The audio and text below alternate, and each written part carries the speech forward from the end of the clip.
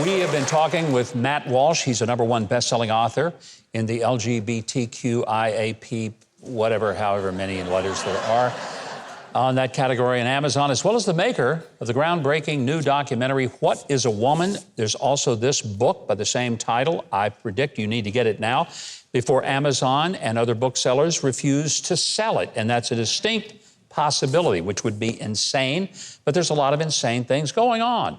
Now, here's a reminder to our audience. Matt's topic tonight is not for young ears. I want to keep him occupied elsewhere for a couple of minutes as we chat about this important topic. Matt, thanks for sticking around, but I got to tell you, before we get to the next question, we were inspired seeing your film. We thought we'd ask some people this pressing and apparently very difficult question ourselves. What is a woman? So we sent one of our producers to ask the Huckabee audience, what is a woman? So quick questions. What is a woman? Ooh, I'm not a biologist. Somebody that's biologically born with woman parts. A woman has certain chromosomes. XX chromosomes. It's an adult female. Born a female. That's us. She can have babies. I don't think it's quite possible for a man to have a baby. And I know a woman when I see one. You know, Matt, apparently some people don't seem to be able to come with a simple, but our audience generally, they kind of got that. You know, some of this... It would have been a very short documentary if I'd come here to film, apparently. 5 minutes and we're done. We sometimes even laugh about some of this stuff because it's so absurd that men are supposed to be able to get pregnant, that we can't say they can't be pregnant. But there's some serious medical issues that are behind all of this. And I think your documentary did such a splendid job in exposing that there's some danger, especially for kids who are being talked into life-changing, irreparable surgical procedures. What's happening out there?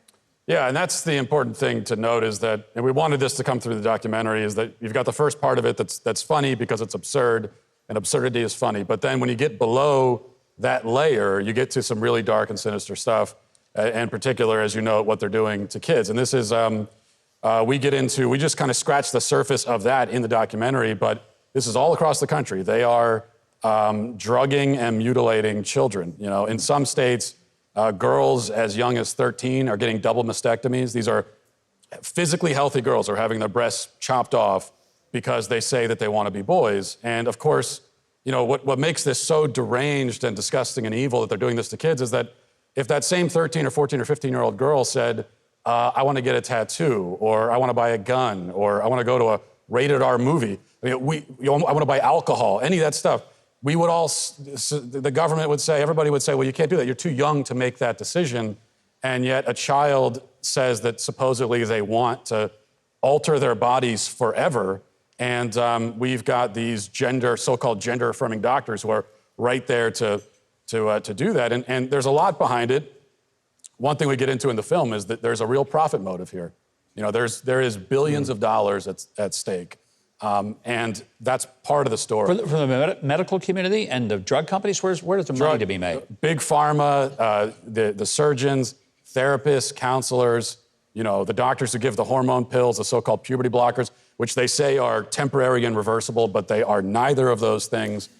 These are drugs, by the way, in particular Lupron, we talk about in the film, is a drug that is a chemical castration drug. They give it to sex offenders to chemically castrate them. Mm.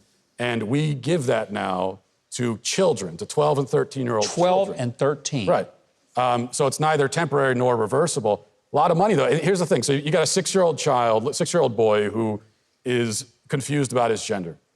Either you could say to the boy, well, you're really a boy, and that's what you are, and that's a wonderful thing, and that'll be it, and that's what you should say, but there's no money in that. So if, on the other hand, you bring him to a therapist, and the therapist says, oh, well, then you're really a girl. Now that child, to the therapists and counselors and doctors and surgeons, is worth millions of dollars through the rest of his life. And I think that is a big part of the story. That's a crime. It's a crime to do this to little kids that we understand don't have the maturity level to make these decisions. And I think one of the most disturbing thing was the suicide rate among people who go through this process, and it's supposed to make them happy and feel fulfilled.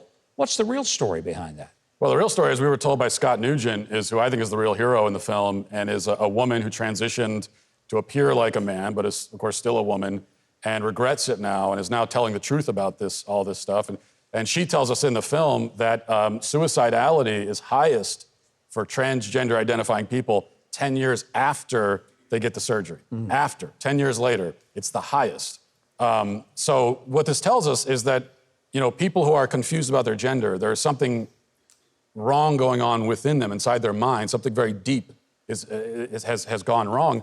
And what we have to do is try to work with them on a mental level, give them counseling so that they can come to accept who they actually are. Because when you are rejecting who you really are, there's despair, a lot of despair that comes with that. And but instead, what our society says now is, well, okay, we're going to affirm the delusion and then try to conform your body to fit your deluded sense of yourself. It's just completely backwards. And so many teenagers are struggling with their identity anyway. I mean, this has been happening forever. It's a part of puberty, part of growing up. And to cater to these children and then to mutilate them, which is, there's no other way to describe it. These kids are being surgically and chemically mutilated. I just can't imagine that people think this is a great idea. I think lots of people don't realize that it's happening. And that's another thing we wanted to come out in the documentary. And I hear from people every day who tell me that I had no idea this was actually happening. Yeah. And it is. I mean, there are things that, I thought I was pretty plugged into this issue and I knew a lot about it, but I didn't know that girls even as young as 15 were getting double mastectomies. I had no idea that was happening, that was legal. It is happening. It's happening to thousands of girls all across this country every year. So I think that's part of it. People just don't know that it's happening. But if they're made aware, then any decent person will be absolutely opposed to it. Matt, thank you very much for being with us. We have been enlightened for sure. You need to see this film. It is available exclusively at the Daily Wire. We have a direct link to it at Huckabee.tv because I want you to link to the Daily Wire and with Matt. Both you can do from the website. This is the book. The film is also available at the Daily Wire.